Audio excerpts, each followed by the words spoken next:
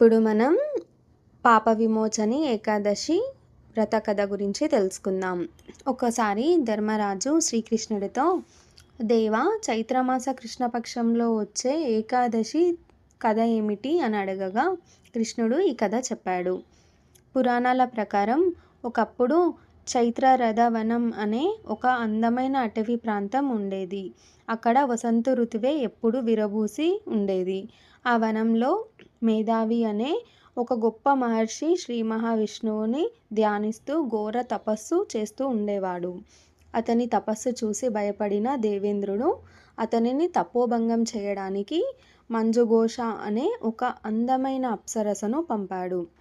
మంజుఘోష ఆ ఋషి దగ్గరికి వెళ్ళి తన అందంతో ఆటపాటలతో అతన్ని ఆకర్షింపడానికి ప్రయత్నించింది.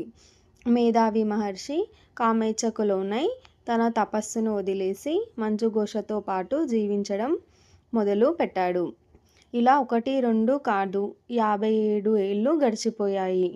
ఒకరోజు మంజుఘోష మహర్షి, నేను దేవలోకానికి తిరిగి వెళ్ళడానికి అనుమతినివ్వండి అని అడిగింది.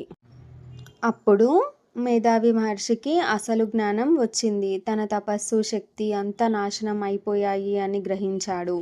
దీనన్నిటికీ కారణం ఆ అప్సరసే అని విపరీతమైన కోపంతో, నువ్వు ఒక పిశాచివి అయిపోవుగాక అని శాపం పెట్టాడు. భయపడిన మంజుఘోష ఏడుస్తూ మహర్షి కాళ్ళపై పడి క్షమాపణ అడిగింది. అప్పుడు మహర్షికి కొద్దిగా జాలి కలిగి, చైత్రమాసం కృష్ణపక్షంలో వచ్చే పాప విమోచని ఏకాదశి వ్రతం ఆచరించు, నీ పాపాలు తొలగిపోయి పిశాచి రూపం నుండి విముక్తి లభిస్తుంది అని శాప విమోచన మార్గం చెప్పాడు. తర్వాత మేధావి మహర్షి తన తండ్రి అయిన చ్యవన మహర్షి దగ్గరికి వెళ్ళి తన స్థితిని వివరించాడు.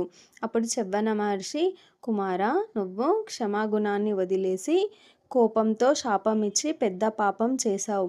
నువ్వు కూడా అదే పాప విమోచని ఏకాదశం వ్రతం చెయ్యి అని సలహా ఇచ్చాడు. మంజుఘోష మరియు మేధావి మహర్షి ఇద్దరూ ఈ పాప విమోచనే ఏకాదశి వ్రతాన్ని భక్తి శ్రద్ధలతో ఆచరించారు. వ్రత ప్రభావం వలన మంజుఘోషకు పిశాచి రూపం తొలగి మళ్ళీ అప్సరస రూపం వచ్చి దేవలోకానికి వెళ్ళింది. మేధావి మహర్షికి కూడా తన పాపం తొలగిపోయి మళ్ళీ తన తపశ్శక్తి తిరిగి వచ్చింది. ఇదండి పాప విమోచన ఏకాదశి యొక్క గొప్పతనం. ఈరోజు ఉపవాసం ఉండలేని వారు కనీసం ఈ వ్రత కథ విన్నా లేదా చదివినా కూడా గొప్ప పుణ్యం లభిస్తుంది.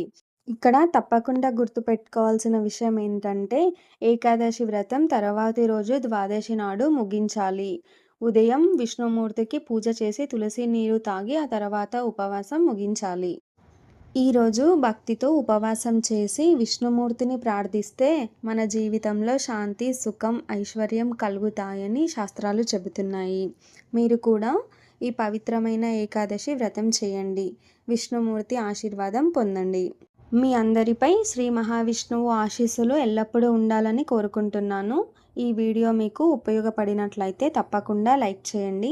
మీ బంధుమిత్రులకు షేర్ చేయండి. ఇలాంటి మరెన్నో ఆధ్యాత్మిక విషయాలు, స్తోత్రాలు మరియు వ్రత కథల గురించి ఈ ఛానల్ని ఇప్పుడే సబ్స్క్రైబ్ చేయండి. ఓం నమో నారాయణాయ. సర్వే జన సుఖినో భవంతు.